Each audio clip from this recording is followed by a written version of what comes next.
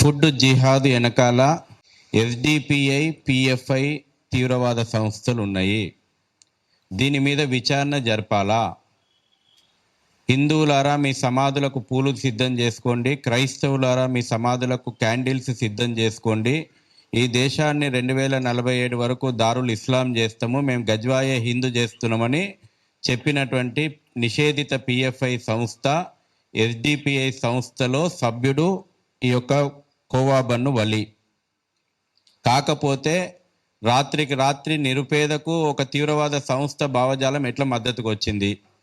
దీని వెనుకాల ఉన్నటువంటి రాకెట్ మీద ఈ ఫుడ్ జిహాద్ నడుపుతున్నటువంటి శక్తుల మీద సమగ్రమైనటువంటి దర్యాప్తు జరపాలని 2 తెలుగు రాష్ట్ర ప్రభుత్వాలను గణేష్ సేన డిమాండ్ చేస్తుంది. ఇవాళ మీడియా కూడా, నేను ఇవాళ మీ ద్వారా ఈ సోకాల్డ్ సెక్యులరిజం రాజకీయ నాయకులను, నేను వాళ్ళకు ఒక పేరు పెట్టిన సెక్యులరిజం రాజకీయ నాయకులు. ఈ సెక్యులరిజం రాజకీయ నాయకులను నేను అడుగుతా ఉన్నా, అక్కడ వలి కాకుండా వరుణ్ ఉంటే వీళ్ళు పోయేటోళ్ళు కాదు. కానీ మీరు ఒక సమాధానం చెప్పండి.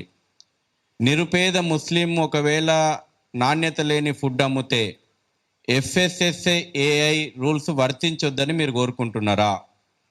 నిరుపేద ముస్లిం కల్తీ ఫుడ్ అమ్మితే తిన్నటువంటి నిరుపేద గిరిజన దళితుల బతుకులు డేంజర్ జోన్లో పడితే మీరు బాధ్యతనా?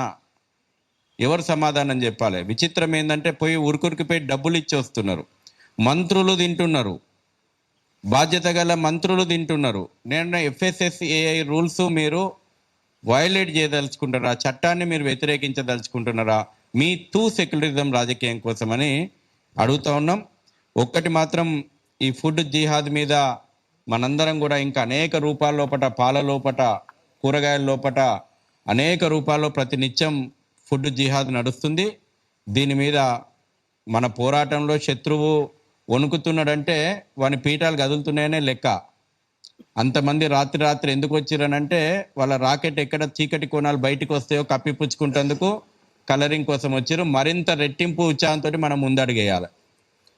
మరింత రెట్టించిన ఉత్సాహంతో ఎక్కడిదక్కడ మనం చట్టాలను కూడా ఉపయోగించాలా. గణేష్ సేన మీ అందరి పోరాటానికి మద్దతు ఉంటుందని కూడా చెప్తూ మరొకసారి తెలుగు మీడియాను నేను విజ్ఞప్తి చేస్తున్నా, నిరుపేదలైనటువంటి హిందువుల ఆరోగ్యం గురించి కూడా ప్రశ్నించినప్పుడు, కాపాడాలని కోరుకున్నప్పుడు కలిసి రావాలని విజ్ఞప్తి చేస్తూ ఉన్నా.